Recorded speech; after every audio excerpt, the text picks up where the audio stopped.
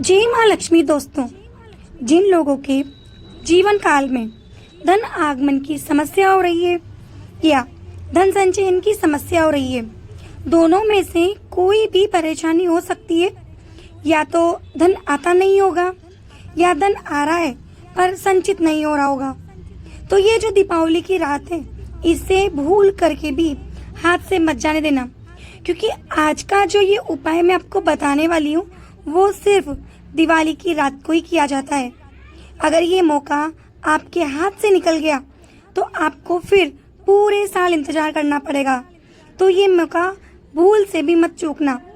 दीपावली की रात में निषेधा काल के दौरान ये उपाय जब आप अपने हाथों से करते हैं तो यकीन मानिए ये धन से जुड़ी हुई समस्या खत्म हो जाएगी। इस चीज का वादा मैं आपको 100% करके दे रही हूँ। आपके जीवन में जहाँ धनहीन की स्थिति बनी हुई है, वहाँ धनवान की स्थिति खुद आप ये उपाय करके बना सकते हैं। तो इसके लिए आपको एक छोटा सा उपाय करना है। आपको क्या उपाय करना है, ये उपाय कैसे करना है, बस बहुत ही सीधा सा साधारण सा उपाय है, ये मैं आपको बताने वाली हूँ। इसे करने के लिए आपको देखो ज्यादा पैसे भी खर्च करने की जरूरत नहीं पड़ेगी। ये उपाय बताने से पहले पर मैं आप सभी से एक बार रिक्वेस्ट कर रही हूँ, अगर आपने अभी तक सांवरिया टेल्स चैनल को सब्सक्राइब नहीं किया है तो प्लीज पहले आप चैनल को सब्सक्राइब कर दीजिए और बेल आइकन पर प्रेस कर दीजिए ताकि आपको नई वीडियो का नोटिफिकेशन सबसे पहले मिल सके। और वीडियो पसंद आए तो वीडियो को लाइक करके ज़्यादा से ज़्यादा शेयर करें। दोस्तों, दिवाली का जो ये उपाय है उसे करने मात्र से आपके जीवन में बहुत ही सालों से चल रही धन की समस्या एक ही बार में समाप्त हो जाएगी। और इस उपाय को करने के लिए आपको ज़्यादा पैसे खर्च भी नहीं करने पड़ेंगे। आपको क्या करना है, आपको मार्केट से एक भोजपत्र लेकर के आना है। आराम से किसी भी पूजा पाठ वाले की शॉप पर या किसी किराना या पंसारी की शॉप पर आपको ये भोजपत्र आसानी से मिल जाएगा। लगभग 50 रुपए तक के करीब में आपको बड़ा भोजपत्र मिल जाएगा। कोशिश यही करना कि आप बड़ी साइज का ही भोजपत्र लें।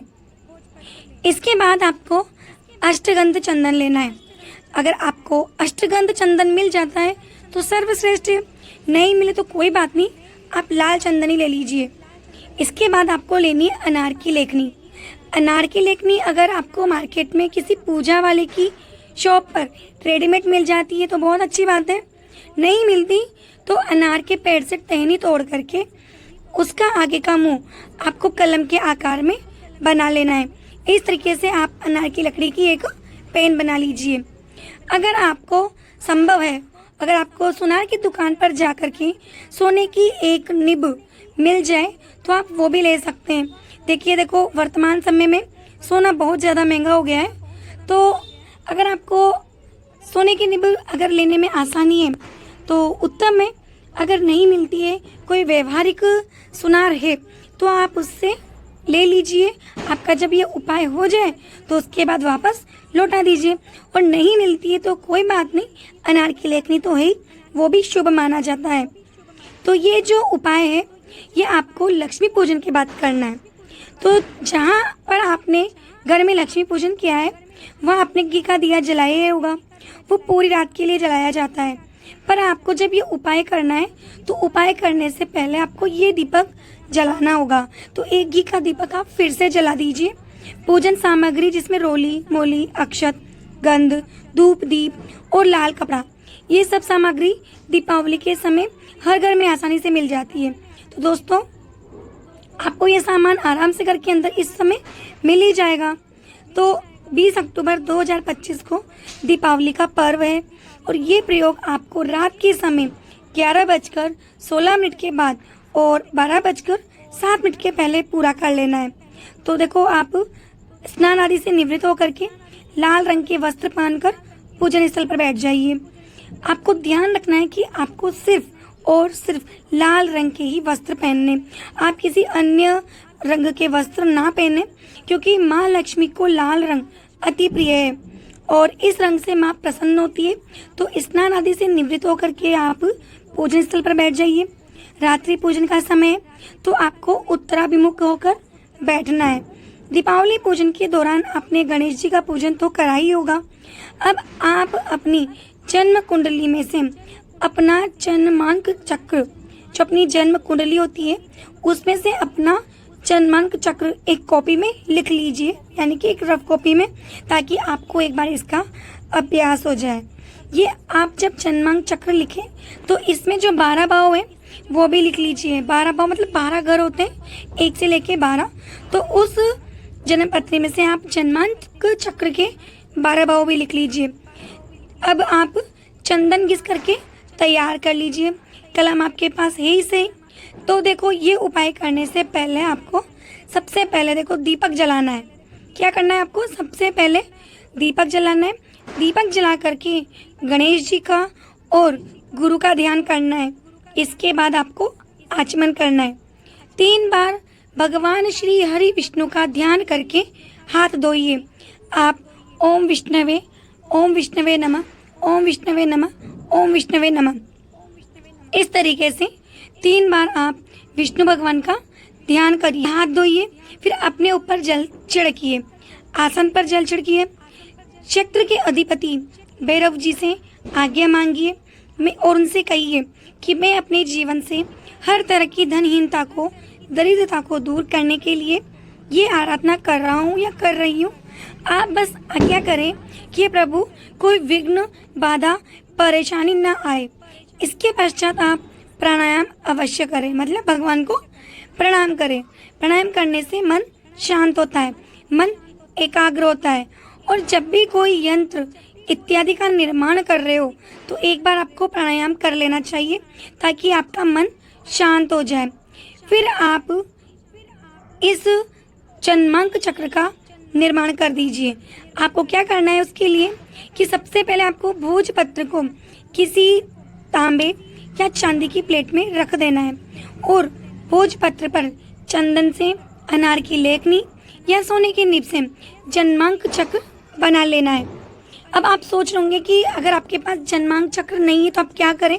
तो देखिए, आजकल बहुत से ऐप आते हैं, जैसे एस्ट्रोलॉजी, जैसे बहुत से ऐप आते हैं, पंचांग वगैरह।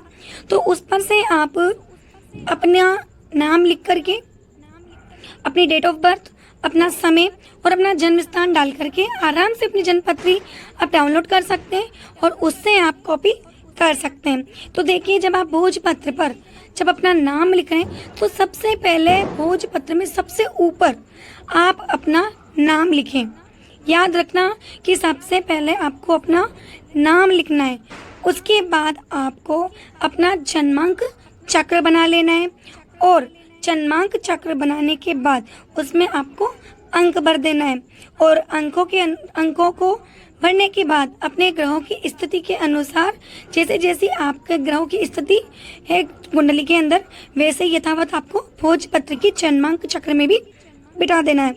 जैसे आपकी जन्म कुंडली में है और वैसे का वैसे ही आपको भोजपत्र पर छाप देना है।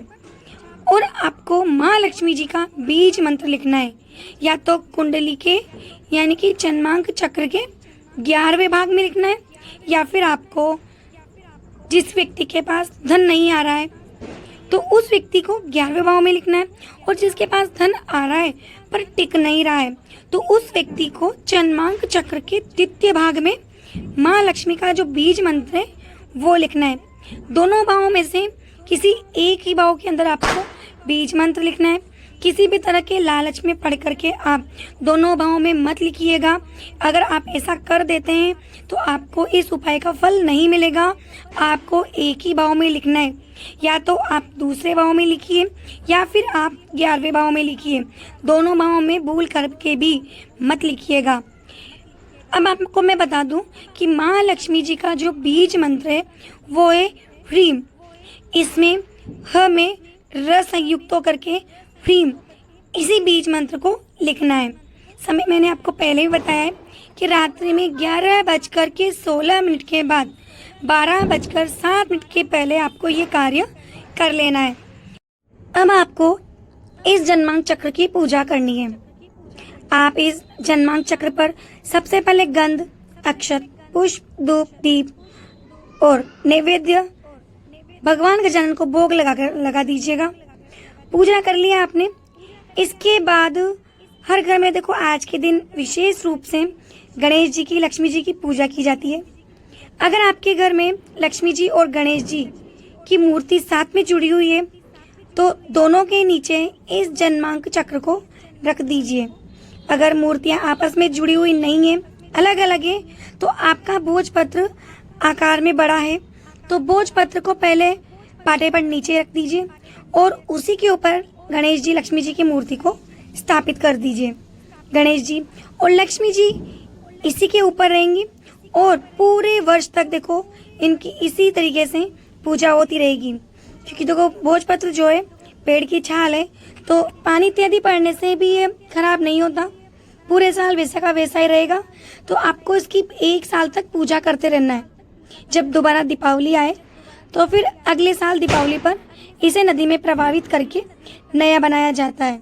दोस्तों, अगर जो कोई व्यक्ति अभी जैसे 11वें भाव में बीज मंत्र लिख रहा है तो अगले साल दिवाली पर दूसरे यानी कि द्वितीय भाव में बीज मंत्र लिखेगा, और जो अभी द्वितीय भाव में लिख रहा है वो अगले साल 11वें भाव में लिखेगा। बीज मंत्र आपको इसी तरीके से लिखना है, किसी में भी लिखो पर आपको देखो एक ही भाव में लिखना है। इसके बाद देखो दोस्तों, अगर आप लक्ष्मी जी के या गणेश जी के पाटे पर आप इस तरीके से पूजा नहीं करना चाहते हैं तो कोई बात नहीं।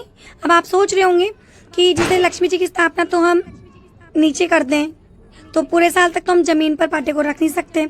तो आप एक उपाय ये भी कर सकते हैं कि जो आपका पूजा स्थल है जहाँ पर आपके भगवान की स्थापना रहती है उस जगह देखो आप एक पाटा ले लीजिए।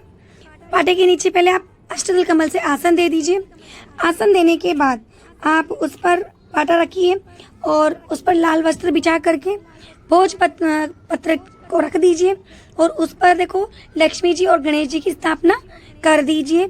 और दोबारा फिर से देखो लक्ष्मी जी गणेश जी की अलग से पूजा करके भोजपत्र की पूजा कर लीजिए। इस तरीके से ये पाटा वहीं पूरे साल तक रहने दें, इसको हिलाएं चलाएं नहीं, एक जगह स्थापित कर दीजिए।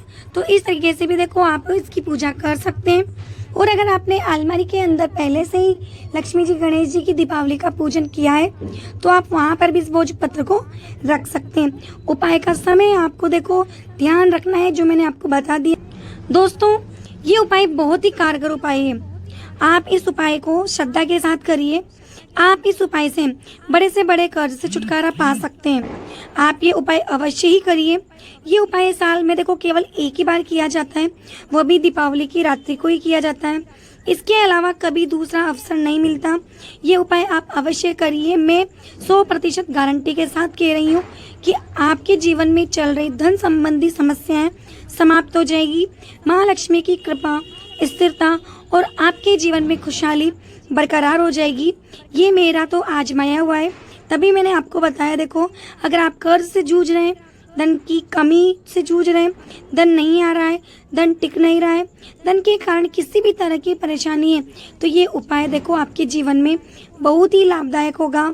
इसे आप अवश्य करें और हर साल दीपावली पर ये उपाय करें। इससे धन आने के बंद रास्ते खुलते हैं। आशा करती हूँ आज की ये वीडियो आप सभी के लिए बहुत ही काम की और फायदेमंद साबित होगी।